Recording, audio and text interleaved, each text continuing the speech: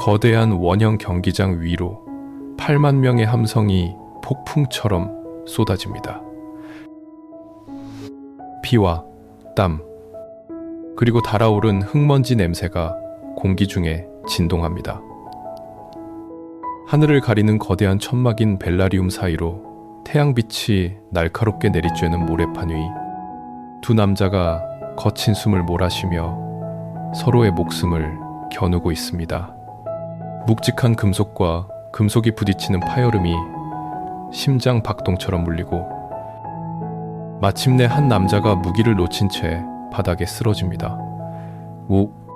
관중석은 순식간에 광기로 물들고 사람들은 일제히 자리에서 일어나 발을 구르며 소리를 지르기 시작합니다. 죽여라. 끝내버려라. 피를 보여라. 우리가 영화나 텔레비전의 수많은 매체에서 보아온 아주 익숙한 고대 로마의 풍경입니다. 피에 굶주린 군중의 아우성과 절대 권력자의 가벼운 손가락 움직임 하나에 허무하게 쓰러져가는 목숨들 말입니다.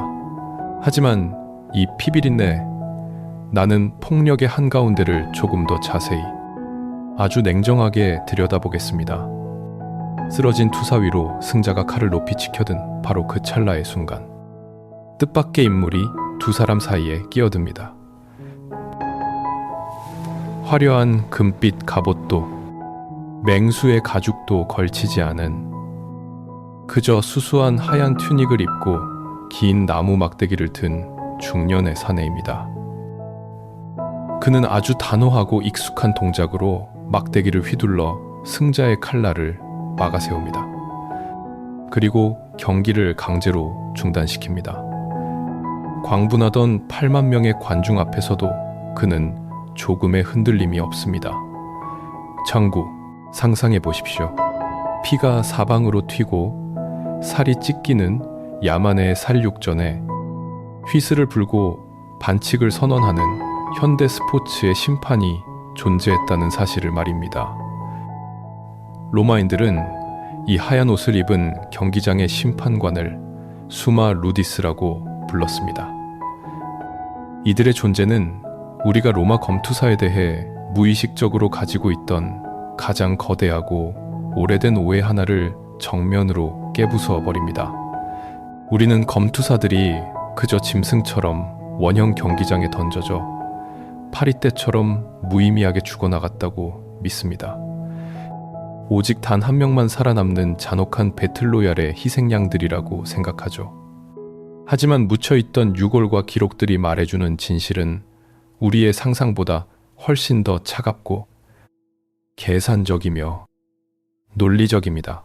최근의 역사적 연구와 발굴 기록들이 명백히 증명하는 바에 따르면 검투사들의 생존율은 여러분의 생각보다 압도적으로 높았습니다. 어떤 통계적 분석에서는 로마 제국 최전선에서 혹독한 추위를 견디며 야만족과 싸우던 정규군 군단병들보다 경기장 모래판 위에서 칼을 휘두르던 이 노예들의 생존율이 더 높았다는 놀라운 사실을 보여줍니다. 이것은 맹목적인 학살이 아니었습니다. 검투 경기는 엄격한 룰과 허용된 타격 부위, 금지된 기술이 명확하게 정해져 있는 매우 고도화된 격투 스포츠였습니다. 심판인 수마 루디스는 경기의 모든 흐름을 통제했고 한쪽이 회복 불가능한 치명상을 입기 전에 경기를 즉각 중단시킬 절대적인 권한을 가지고 있었습니다. 심지어 두 선수가 치열한 공방 끝에 너무 지쳐서 더 이상 관중들에게 수준 높은 기량을 보여줄 수 없다고 판단되면 심판은 그대로 무승부를 선언하고 두 사람 모두를 살려보내기도 했습니다. 그렇다면 여기서 아주 묵직하고 자연스러운 의문이 하나 떠오릅니다. 만약 검투사들이 우리의 생각처럼 아무렇게나 쓰고 버리는 일회용 소모품이 아니었다면 도대체 왜 로마 제국은 이들에게 이토록 관대한 생존의 규칙을 적용했던 것일까요? 왜 잔혹한 죽음을 간절히 기대하고 모인 8만 명의 엄청난 폭동 위험을 감수하면서까지 패배자를 살려두는 심판을 경기장 한가운데 세워두었던 것일까요? 잔혹하기로 소문난 로마인들이 어느 날 갑자기 생명과 인권의 소중함을 깨닫고 평화주의자로 돌변했던 것은 결코 아닙니다. 이 역설적인 상황의 가장 깊은 이면에는 인간의 생명보다 훨씬 더 무겁고 피보다 훨씬 더 진한 무언가가 거대한 품리를 틀고 있었습니다. 그리고 또 모래판 위에서 피를 흘리는 이들은 단지 죽기 위해 태어난 고기방패가 아니었습니다. 이들은 살아서 숨을 쉬는 동안 끊임없이 거대한 이윤을 창출해내야만 하는 당대 로마 제국에서 최고의 금전적 가치를 지닌 값비싼 투자 자산이었습니다. 이 모순되고 섬뜩한 진실의 문을 열기 위해서는 흙먼지 날리는 모래판 위가 아니라 결코 모래를 밟지 않는 자들의 서늘한 그림자 속으로 들어가야만 합니다. 그곳에는 낭만이나 비장함 따위는 없습니다. 오직 돈의 논리, 그리고 양피지 장부 위에 적힌 잔혹한 숫자들의 이야기가 기다리고 있을 뿐입니다. 태양이 내리쬐는 콜로세움의 관중석을 잠시 떠나 습하고 어두운 지하실로 시선을 옮겨보겠습니다. 그곳에는 화려한 무스나 피비린내와는 전혀 어울리지 않는 양피지 장부와 저울을 앞에 두고 주파나를 튕기는 자들이 있습니다. 로마인들은 이들을 라니스타라고 불렀습니다. 검투사 양성소의 주인이자 투사들의 목숨을 쥐고 흔들던 냉혹한 사업가들입니다. 흥미롭게도 당시 로마 사회에서 라니스타는 사람의 피를 팔아먹는 포주나 다름없는 아주 천박한 직업으로 취급받으며 노골적인 멸시를 당했습니다. 하지만 동시에 그들은 로마에서 가장 거대한 부를 거머쥔 거물 중에 거물이기도 했습니다. 최근 이탈리아 아피아가도 주변에서 연이어 발굴된 화려한 라니스타들의 무덤은 이들이 단순한 장사꾼을 넘어 제국의 거대한 엔터테인먼트 산업을 쥐락펴락했던 은밀한 자본가였음을 생생하게 증명해 줍니다. 우리는 흔히 검투 경기를 주최하는 황제나 귀족들이 투사들을 노예 시장에서 물건처럼 사와서 죽을 때까지 싸우게 했다고 생각하기 쉽습니다. 하지만 이는 로마의 정교한 경제 시스템을 완전히 무시한 결정적인 착각입니다. 검투사들은 일회용 소모품이 아니라 철저하게 관리되는 최고급 렌털 자산이었습니다. 라니스타는 자신이 소유한 훈련된 검투사를 주최자에게 영구적으로 팔지 않았습니다. 오직 경기가 열리는 그 하루, 길어야 며칠 동안만 아주 비싼 값에 대여해 주었을 뿐입니다. 이유는 아주 명백합니다. 제대로 된 검투사 한 명을 길러내는 데는 상상을 초월하는 막대한 자본과 시간이 투입되었기 때문입니다. 건장한 노예를 사들이는 초기 비용은 거대한 빙산의 일각에 불과했습니다. 수년 동안 이어지는 고강도의 전술 훈련, 당대 최고 수준의 맞춤형 무기와 방어구, 그리고 무엇보다 철저하게 계산된 식단과 전담 의료진의 보살핌까지 필요했습니다. 훌륭한 검투사는 오늘날로 치면 수백억 원의 가치를 지닌 최고급 경주마나 세계적인 종합 격투기 스타와 다를 바 없는 존재였습니다. 그런 어마어마한 자산이 모래판 위에서 단칼에 허무하게 죽어버린다면 그것은 라니스타에게 단순한 사업적 손실이 아니라 치명적인 파산을 의미했습니다. 바로 이 지점에서 로마인들의 소름 돋을 정도로 냉철한 실용주의가 빛을 발합니다. 경기를 앞두고 정치인과 라니스타 사이에는 아주 엄격하고 섬세한 임대 계약서가 작성되었습니다. 여기에는 로마법 특유의 정밀함이 담겨 있었습니다. 만약 검투사가 화려한 기술로 관중을 기만하고 무사히 살아 돌아온다면 주최자는 약정된 기본 대여료만 지불하면 되었습니다.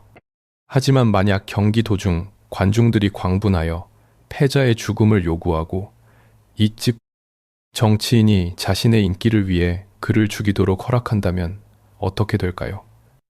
이때 주최자는 그 죽은 검투사의 전체 몸값에 해당하는 엄청난 위약금을 라니스타에게 배상해야만 했습니다.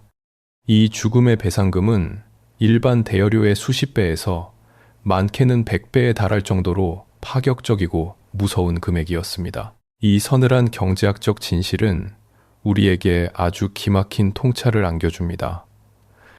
경기장 위에서 투사가 피를 흘리며 쓰러졌을 때 그의 죽음을 가장 결사적으로 반대했던 사람은 다름 아닌 돈에 눈이 먼 자본가 라니스타였습니다. 그리고 관중석에서 엄지손가락을 아래로 내리며 호기롭게 죽음을 명령할 권한을 가졌던 정치인들조차 속으로는 당장 내일 날아올 엄청난 위약금 청구서를 떠올리며 식은땀을 흘려야만 했습니다. 결국 콜로세움의 광기 어린 사륙을 통제했던 것은 얄팍한 도덕심이나 인류애가 아니라 이 지극히 차갑고 폭력적인 자본의 논리였던 것입니다. 이처럼 한 명의 뛰어난 검투사는 제국의 막대한 자본이 핏줄을 타고 흐르는 걸어다니는 금고와 같았습니다. 그리고 이렇게 비싼 재산이라면 당연히 아무렇게나 방치하거나 운에 맡길 수 없었겠죠. 이 거대하고 정교한 육체의 기계를 최상의 상태로 유지하고 보호하기 위해 로마는 시대를 수천 년이나 앞서간 놀라운 의학과 과학의 비밀을 동원하기 시작했습니다. 우리가 할리우드 영화나 각종 매체를 통해 머릿속에 각인한 검투사의 모습은 아주 매혹적입니다. 마치 현대의 보디빌더나 피트니스 모델처럼 군더더기 없는 완벽한 복근과 조각같이 갈라진 근육질의 몸매를 떠올리곤 하죠. 하지만 실제 역사 속 검투사들이 오늘날의 배우처럼 탄탄하고 날렵한 몸매를 자랑했을 것이라는 환상은 고대 로마인들의 철저한 인체공학적 지식 앞에서 여지없이 부서집니다. 만약 영상물 속 주인공 같은 날씬한 몸매를 가진 투사가 실제 콜로세움 모래판 위에 섰다면 그는 단 한 번의 가벼운 스침에도 치명상을 입고 가장 먼저 목숨을 잃었을 것입니다. 과학적이고 의학적인 관점에서 볼 때 최고급 자산이었던 검투사들의 몸을 완벽하게 보호하는 최고의 갑옷은 강철 방패가 아니라 바로 두꺼운 지방층이었습니다. 당시 사람들은 검투사들을 가리켜 호르데아리이, 즉 보리를 먹는 자들이라고 불렀습니다. 이들의 주된 식단은 고단백질의 육류가 아니었습니다. 라니스타들은 투사들에게 막대한 양의 보리와 콩, 그리고 귀리를 끓여 만든 걸쭉한 죽을 매일같이 먹였습니다. 이 탄수화물 위주의 기형적인 식단은 오직 단 하나의 뚜렷한 목적을 가지고 있었습니다. 바로 투사의 근육 위로 아주 두껍고 푹신한 피하 지방층을 겹겹이 쌓아 올리는 것이었습니다. 이것은 대중의 눈을 속이고 투사의 생명을 연장하기 위한 놀라운 생존 전략이었습니다. 날카로운 칼날이 투사의 몸을 스치고 지나갈 때 이 두꺼운 지방층은 깊은 곳에 자리 잡은 중요한 장기나 치명적인 혈관으로 칼끝이 파고드는 것을 훌륭하게 막아주었습니다. 관중들은 투사의 몸에서 피가 뿜어져 나오는 것을 보며 광란의 환호를 보냈지만 정작 피를 흘리는 투사 본인은 겉부분의 두꺼운 지방층만 살짝 베었을 뿐 생명에는 전혀 지장이 없는 상태였던 것입니다. 겉으로는 끔찍하고 처절해 보이지만 실제로는 생명과 직결되지 않는 부상. 이것이야말로 8만 명의 관중을 흥분시키면서도 값비싼 투사의 목숨을 보존해야 하는 라니스타들에게 가장 완벽한 계산이었습니다. 투사들의 육체는 식단뿐만 아니라 당대 최고의 의학적 처치로 관리되었습니다. 혹독한 훈련과 잦은 출혈로 손상된 뼈와 근육을 회복시키기 위해 이들은 불에 태운 식물의 젤을 물이나 식초에 타서 마셨습니다. 수덩이와 젤을 섞은 이 끔찍한 맛의 음료는 놀랍게도 오늘날의 스포츠 이온 음료와 똑같이 칼슘과 마그네슘을 다량으로 공급하여 골밀도를 급격히 높여주는 천연 회복제였습니다. 심지어 서양 의학의 아버지라 불리는 위대한 의학자 갈레노스조차 황제의 주치의가 되기 전 그의 청년 시절 대부분을 페르가몬의 검투사 양성소에서 보냈습니다. 갈레노스는 찢어진 지방층을 꿰매고 부러진 뼈를 맞추며 외과적 수술의 기초를 완성했습니다. 가장 비천한 노예들이 당대 최고의 엘리트 의사들이 매달려 연구하고 관리하는 최첨단 생체 병기이자 걸어다니는 의학 실험실이었다는 사실은 기막힌 역설이 아닐 수 없습니다. 두꺼운 지방층과 잿물, 음료, 그리고 최고급 의료진의 손길로 정교하게 유지 보수되던 이 육체들은 마침내 더 크고 잔혹한 무대를 향해 나아가야만 했습니다. 철저하게 계산되고 관리된 이 생존의 기계들은 로마의 쾌락 산업이 제국의 국경을 넘어 세상의 끝을 향해 그 피비린내 나는 촉수를 뻗기 시작할 때 가장 거대하고 미친 시험대에 오르게 됩니다. 로마의 심장부에서 치밀하게 길러진 이 육체의 기계들은 수도 로마의 거대한 콜로세움 안에만 머물지 않았습니다. 제국의 영토가 사방으로 팽창하면서 피와 살육을 소비하는 엔터테인먼트 산업 역시 전 세계로 거미줄처럼 뻗어나갔습니다. 제국의 그리공 피와 사령 이러니 상궁 이러니 여기서 우리는 이탈리아 반도라는 좁은 공간을 벗어나 지도를 더욱 넓게 펼쳐보아야 합니다. 최근 첨단 기술을 동원한 눈부신 고고학적 발굴들은 로마가 폭력을 수출하기 위해 얼마나 광기 어린 물류망을 구축했는지 아주 섬뜩하고 생생하게 보여주고 있습니다.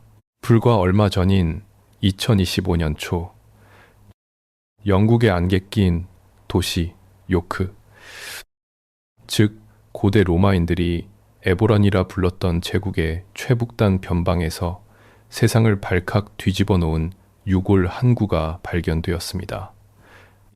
발굴된 어느 이름 모를 검투사의 뼈에는 대형 고양이과 맹수, 구체적으로는 아프리카 사자에게 맹렬하게 물어뜯긴 끔찍한 치흔이 선명하게 남아 있었습니다. 잠시 이 낡은 뼈 조각에 새겨진 거대한 지리적 이동 경로를 상상해 보십시오. 북아프리카의 뜨거운 사바나 한가운데서 사냥꾼들에게 생포된 야생 사자가 비좁은 우리에 갇힌 채 지중해에 거친 파도를 건넙니다. 그리고 갈리아의 광활한 평원을 덜컹거리는 마차로 가로질러 험난하고 차가운 영불 해협을 건너 마침내 춥고 축축한 브리타니아의 최전방 영토까지 살아서 운송되었다는 뜻입니다. 짐승이 바다와 대륙을 건너는 수개월 동안 엄청난 양의 신선한 고기를 먹이고 병들지 않게 관리하는 과정은 현대의 기준에서도 입이 떡 벌어지는 경이로운 물류 프로젝트입니다. 오직 수천 킬로미터 떨어진 변방의 모래판 위에서 단 몇 분 동안 군중을 열광시키고 한 인간의 숨통을 끊어놓기 위해 그 천문학적인 비용과 수많은 인력을 갈아 넣어 살아있는 사자를 배달한 것입니다. 이 미친 수송 작전은 단지 일회성 눈요깃거리를 위한 것이 아니었습니다. 이것은 로마 제국이 제압한 속주민들과 국경 너머의 야만족들에게 보내는 가장 오만하고 폭력적인 정치적 메시지였습니다. 세상에서 가장 사납고 통제 불가능한 자연의 포식자조차 로마 황제의 권력 앞에서는 그저 놀이개에 불과하다는 절대적인 힘의 과시였던 것입니다. 이러한 핏빛 권력의 과시는 제국의 반대편 동쪽 끝에서도 조금도 멈추지 않았습니다.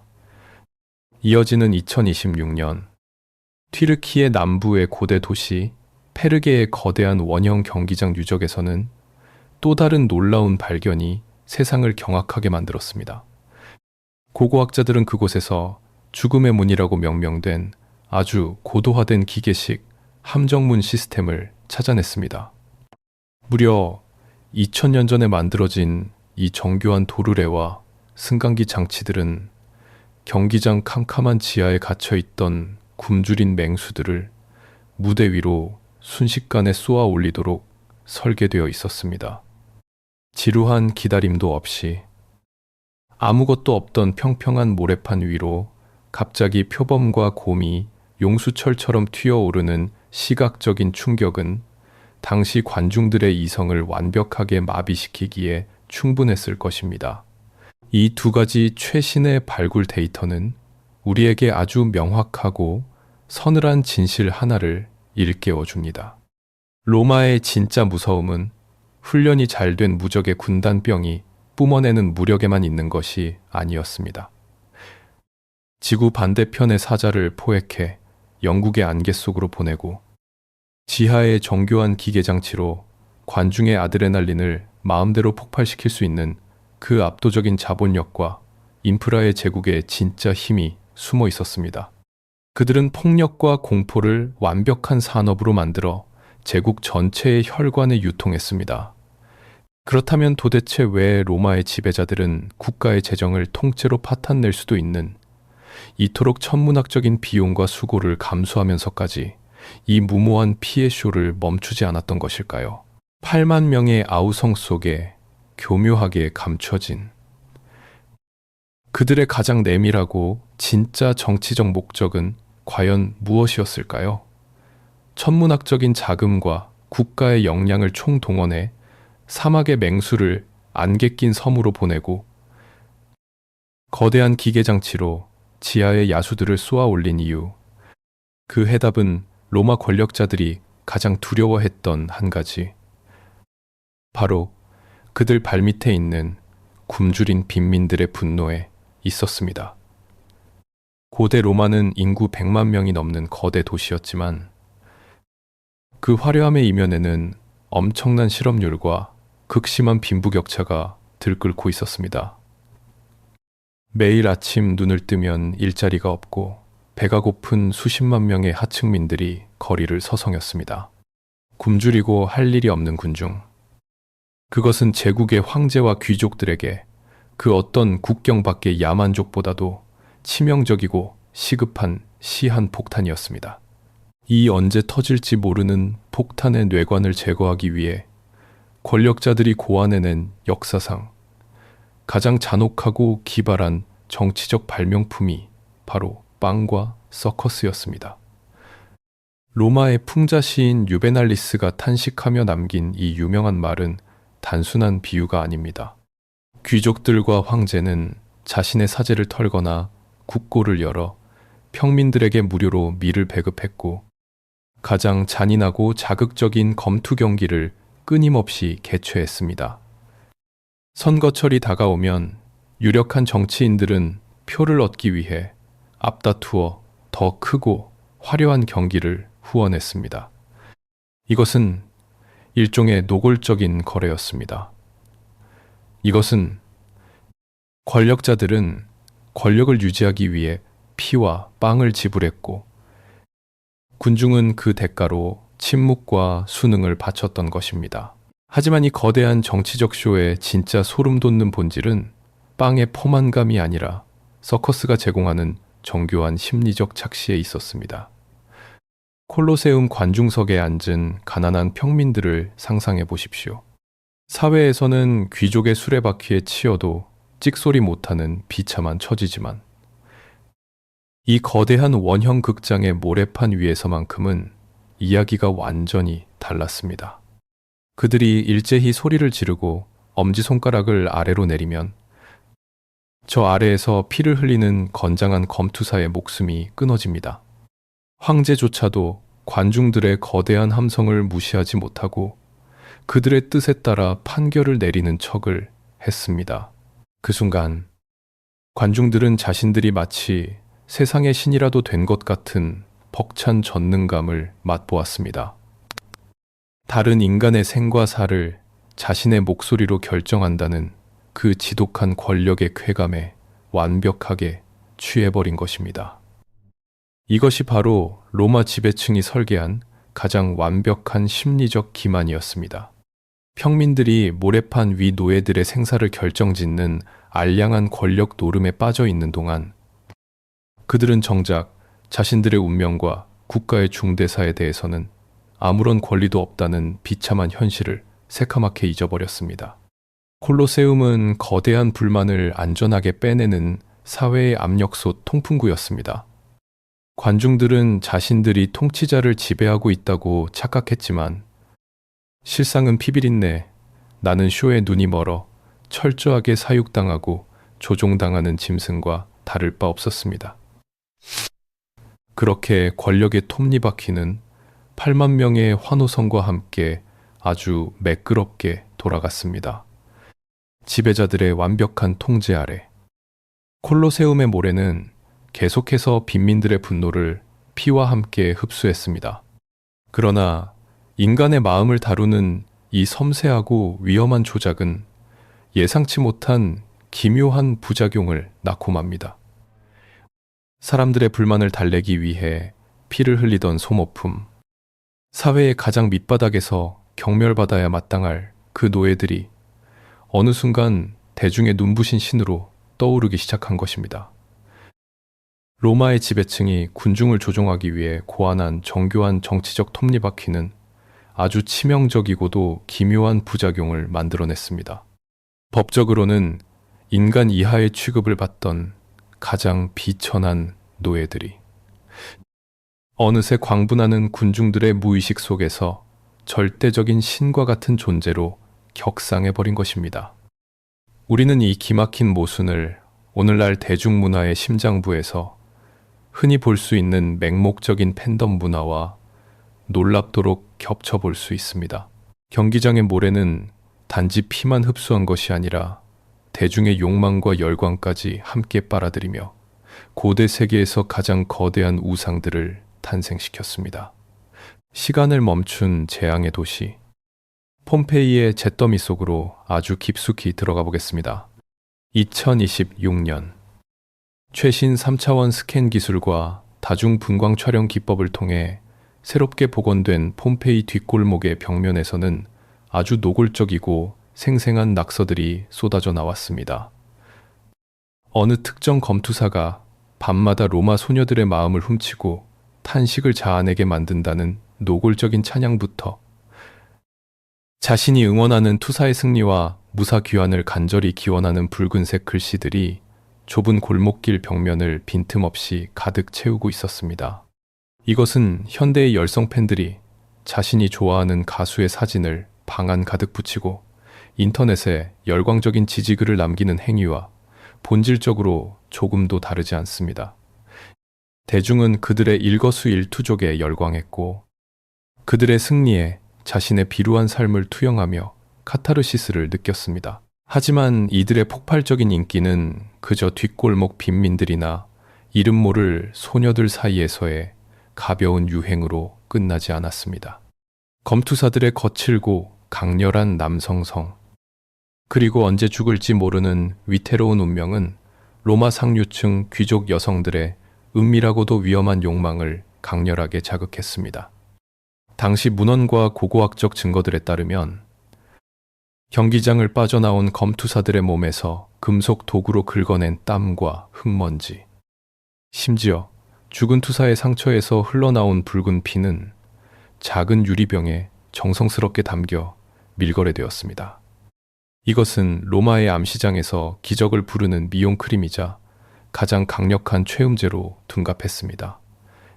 그리고 이 기괴한 기념품은 로마 최고의 귀부인들 사이에서 최고급 보석보다도 훨씬 더 비싼 가격에 불티나게 팔려나갔습니다.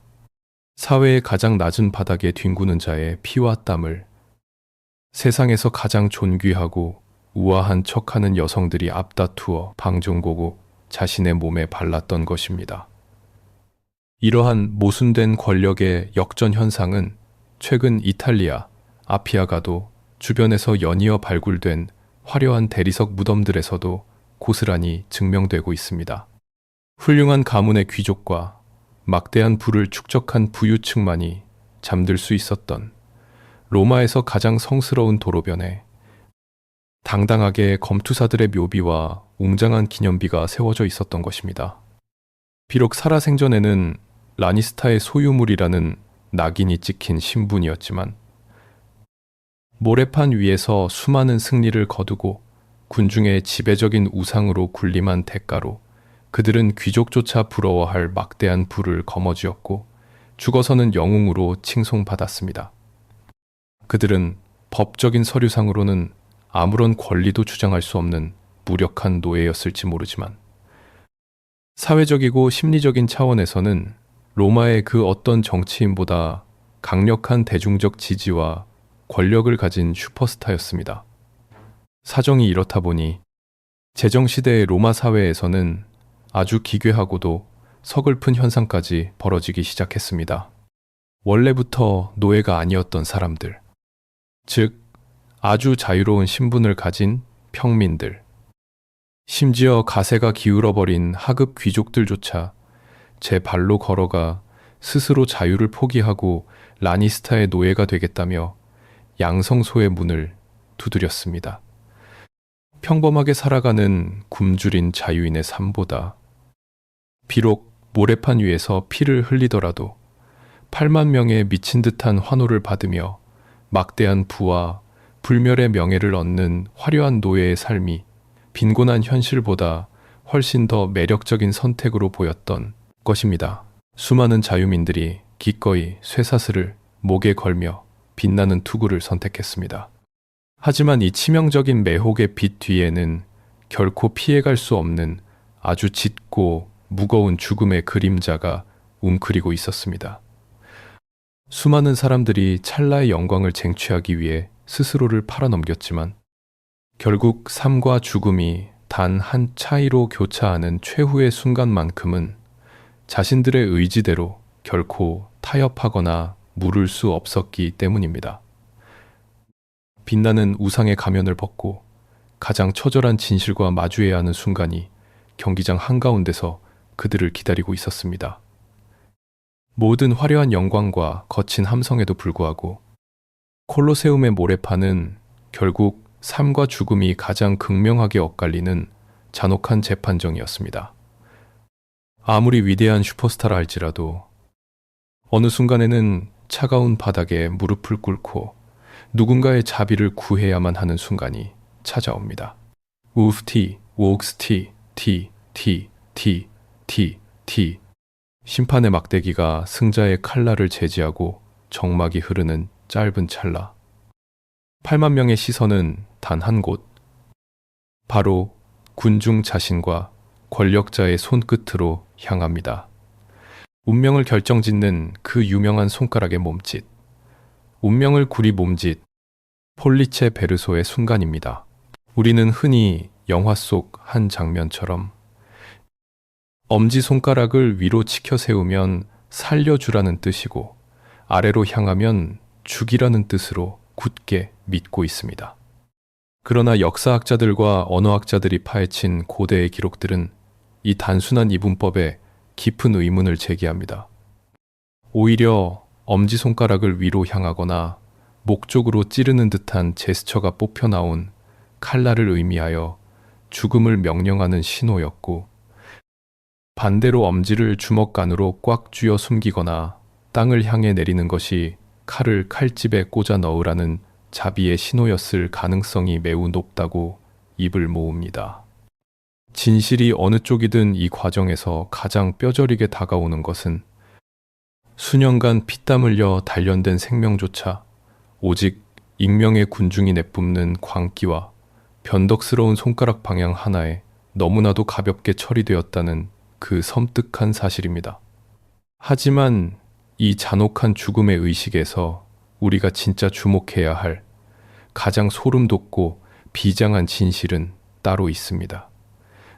만약 군중이 죽음을 원하고 주체자가 막대한 위약금을 감수하면서까지 패자의 처형을 마침내 승인했을 때 모래판 위에서는 과연 어떤 일이 벌어졌을까요?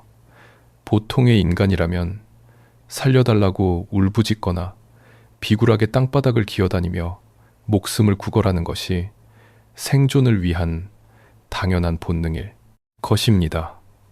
그러나 패배한 검투사들은 결코 도려내는 공포에 굴복하는 나약한 희생양이 아니었습니다. 그들은 싸우는 기술뿐만 아니라 완벽하게 죽는 방법까지도 뼈를 깎는 훈련을 통해 마스터한 거대한 규율의 기계들이었습니다. 죽음의 판결이 확정되는 그 순간, 패배자는 흔들림 없이 아주 담담하게 처형의 절차를 받아들였습니다. 그들은 자신의 두 발로 꼿꼿하게 무릎을 꿇고 등을 곧게 편 채 승자를 향해 고개를 들어 자신의 목이나 쇄골 부위를 스스로 훤히 드러냈습니다.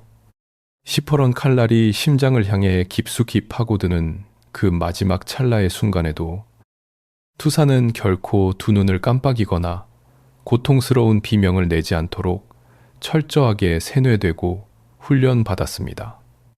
최후의 일격을 가하는 승자 역시 아무런 사적인 감정이나 주저함 없이 오직 훈련소에서 배운 대로 가장 깔끔하고 자비로운 일격으로 동료의 숨통을 단숨에 끊어냈습니다.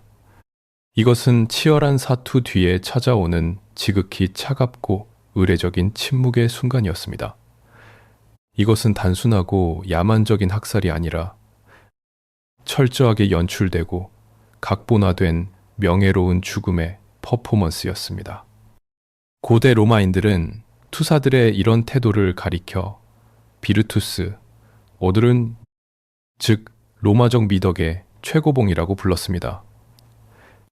로마인들이 그토록 검투사들에게 열광했던 근본적인 이유 중 하나는 비록 사회의 가장 밑바닥에 구르는 노예나 죄수의 신분일지라도 죽음이 다가온 순간만큼은 그 어떤 고위 귀족이나 전쟁터의 장군보다도 의연하고 용감한 영웅의 덕목을 완벽하게 보여주었기 때문입니다. 그들은 비루한 현실에서 벗어나 가장 기계적이고 규율 잡힌 방식으로 죽음을 맞이함으로써 스스로를 짐승의 구렁텅이에서 인간의 존엄을 지켜낸 비장한 우상으로 끌어올렸습니다. 이 숨 막히는 죽음의 예술 앞에서 8만 명의 관중은 순간적으로 천박한 쾌락을 잊고 묘한 경외감과 숙연함마저 느끼며 그들의 마지막을 지켜보았습니다. 죽음을 연기하는 자와 그것을 소비하는 자들 사이에 이 기괴한 공감대는 콜로세움을 단순한 도살장이 아닌 일종의 거대한 종교적 재단처럼 만들어 주었습니다. 그러나 생명마저도 철저한 규율과 계산으로 통제하며 영원할 것 같았던 이 거대한 인간 도축의 시스템에도 서서히 돌이킬 수 없는 파멸의 균열이 가기 시작합니다. 아무리 정교하고 완벽하게 통제된 기계라 할지라도 영원히 작동할 수는 없는 법입니다. 왜? 특히 그 거대한 사륙의 기계를 매끄럽게 돌아가게 만드는 가장 핵심적인 동력, 바로 제국의 경제를 지탱하는 핏줄이 서서히 말라붙기 시작할 때는 더욱 그렇습니다. 수백 년 동안 한치의 오차도 없이 맞물려 돌아가던 거대한 인간 도축의 톱니바퀴는 인간의 도덕성이나 양심이 아니라 지극히 차갑고 현실적인 이유로 서서히 멈춰서기 시작했습니다. 3세기에 접어들면서 로마 제국은 끝없는 내전과 전염병, 그리고 외부 이민족의 잦은 침입으로 인해 심각한 존립의 위기를 맞이합니다. 역사가들이 부르는 3세기의 위기입니다. 제국의 근간이 흔들리면서 가장 먼저 닥쳐온 재앙은 바로 끔찍한 인플레이션과 경제적 파산이었습니다. 국가의 금고는 바닥을 드러냈고 시중에 풀린 화폐는 은의 함량이 줄어들어 휴지 조각처럼 가치가 폭락했습니다. 과거에는 황제와 귀족들이 군중의 인기를 돈으로 사기 위해 기꺼이 자신의 사제를 털어 라니스타들에게 막대한 대여료와 사망 위약금을 지불했습니다. 하지만 제국의 경제가 붕괴하자 아조 그 누구도 과거처럼 화려하고 거대한 피해 축제를 감당할 수 없게 되었습니다. 정치인들은 당장 내일의 권력을 유지할 군단병들의 월급을 주기도 벅찬 상황에서 단 몇 시간 만에 막대한 자본이 허공으로 증발해버리는 사치스러운 검투 경기를 주최할 여력을 완전히 상실해버린 것입니다. 그리고 경투 미경스 경투 경투 미경스 경투 미경스 경투 미경스 경투 미경스 경투 미경스 경투 미경스 경투 미경스 경투 미경스 경투 미경스 경투 미경스 경투 미경스 경투 미경스 여력을 완전히 맞다. 철저한 이윤 창출의 논리 위에서 탄생하고 번영했던 콜로세움의 비즈니스 모델은 바로 그 자본이 고갈되자 가장 먼저 잔혹한 청구서를 맞고 무너져 내렸습니다. 여기에 또 다른 치명적인 재앙이 겹쳤습니다. 이제 그것은 바로 로마인들의 끝없는 탐욕이 불러온 생태계 대재앙이었습니다. 수백 년 동안 이어진 무자비한 사냥과 포획으로 인해 북아프리카와 중동 지역의 수많은 야생 동물들이 문자 그대로 씨가 말라버렸습니다. 콜로세움의 모래판 위에서 군중의 즐거움을 위해 무의미하게 쓰러져간 코끼리와 맹수들의 숫자는 상상을 초월했고 결국 특정 사자 종이나 곰들은 자연 생태계에서 거의 멸종 단계에 이르렀습니다. 더 이상 잡을 짐승이 사라지자 맹수를 생포해서 대륙을 건너 운송하는 물류 비용은 과거보다 수십 배 폭등했습니다. 맹수 사육과 공급을 전담하던 제국의 거대한 인프라망 자체가 완전히 마비되어 버린 것입니다. 우리는 흔히 훗날 기독교가 로마의 국교로 공인되고 인류가 마침내 생명의 존엄성을 깨달으면서 잔혹한 검투 경기가 폐지되었다고 아름답게 포장해서 믿고 싶어 합니다. 하지만 고고학적 지표와 경제사학자들의 냉정한 분석은 우리의 이런 도덕적 우월감을 여지없이 산산조각 내버립니다. 진실은 무척이나 서늘하고 씁쓸합니다. 콜로세움의 육중한 문이 굳게 닫힌 이유는 로마인들이 어느 날 갑자기 평화주의자가 되었거나 야만성을 버리고 문명화되었기 때문이 결코 아닙니다. 그들은 단지 돈이 떨어졌을 뿐입니다. 천문학적인 유지비를 감당하지 못해 수익성이 곤두박질친 거대한 엔터테인먼트 사업을 어쩔 수 없이 폐업 처리한 것에 불과했습니다. 인류의 승리가 아니라 완벽한 자본의 패배였던 셈입니다. 수천 수만의 피를 빨아들이던 콜로세움의 붉은 모래는 마침내 바싹 말라붙었고 8만 명을 수용하던 거대한 관중석은 잡초가 무성한 폐허로 변해갔습니다. 로마인들은 텅 빈 원형 경기장의 대리석과 철근을 마구 뜯어내어 성당과 요새를 짓는 건축 자재로 재활용했습니다. 화려했던 제국의 상징은 그렇게 초라한 채석장으로 전락해버렸고 검투사라는 직업은 역사책에 먼지 쌓인 페이지 속으로 영원히 사라지는 듯 했습니다. 하지만 여기서 우리는 아주 무겁고 섬뜩한 질문 하나를 던져야만 합니다. 눈에 보이는 물리적인 경기장은 텅 비었고 모래는 말랐지만 타인의 피와 고통을 보며 열광하던 인간 본연의 그 끔찍한 갈증마저 역사 속으로 완전히 증발해버린 것일까요? 눈에 보이는 거대한 돌무더기 경기장은 무너져 내렸지만 8만 명의 군중이 뿜어내던 그 광기 어린 열기와 피에 대한 갈증은 결코 로마 제국의 멸망과 함께 사라지지 않았습니다. 우리는 흔히 인류의 역사가 시간이 흐를수록 더 이성적이고 도덕적으로 진보해 왔다고 굳게 믿고 싶어 합니다. 야만적인 고대 시대를 벗어나 문명화된 현대 사회로 접어들면서 타인의 고통을 오락으로 노골적으로 소비하는 끔찍한 악습은 완벽하게 근절되었다고 스스로를 위안하곤 하죠. 인권이 신장되고 법치주의가 자리 잡으면서 우리는 고대인들과는 다른 우월한 도덕성을 갖추었다고 자부합니다. 하지만 인간 역사의 겉옷을 아주 살짝만 들춰보아도 콜로세움의 유령들이 여전히 우리 주변을 배회하고 있다는 서늘한 진실을 피할 길이 없습니다. 사실 로마인들이 잔인함이라는 감정 자체를 발명해낸 것은 아닙니다. 인간은 아주 오래전부터 타인의 고통을 통해 자신의 안전함을 확인하고 묘한 우월감과 쾌락을 느끼는 어두운 본성을 마음속 깊은 곳에 지니고 있었습니다.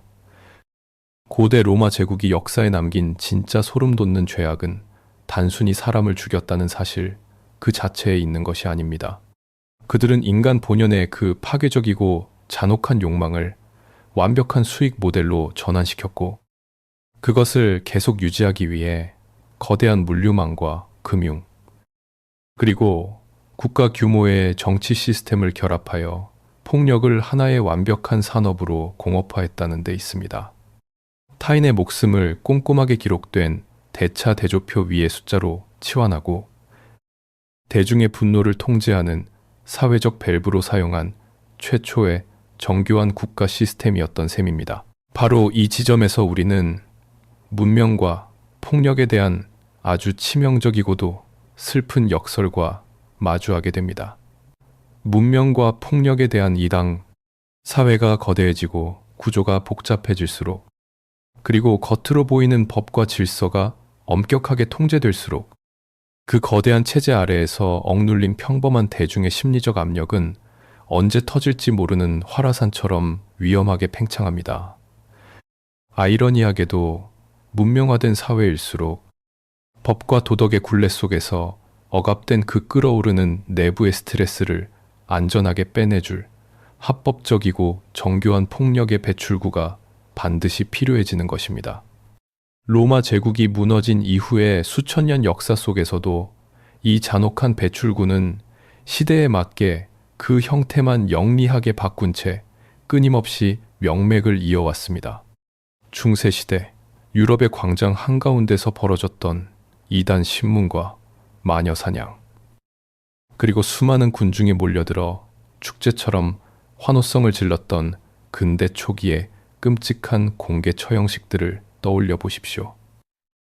그것은 사실상 십자가와 단두대, 그리고 화형대라는 새로운 무대 장치를 들여놓은 또 다른 형태의 콜로세움에 불과했습니다. 피를 흘리는 방식과 처형을 정당화하는 명분만 신앙이나 법률이라는 고상한 이름으로 더욱 세련되게 포장되었을 뿐, 누군가의 고통과 비참한 죽음을 구경거리로 소비하며 권력자의 지배체제를 공고히 하는 그 섬뜩한 본질은 조금도 변하지 않았던 것입니다.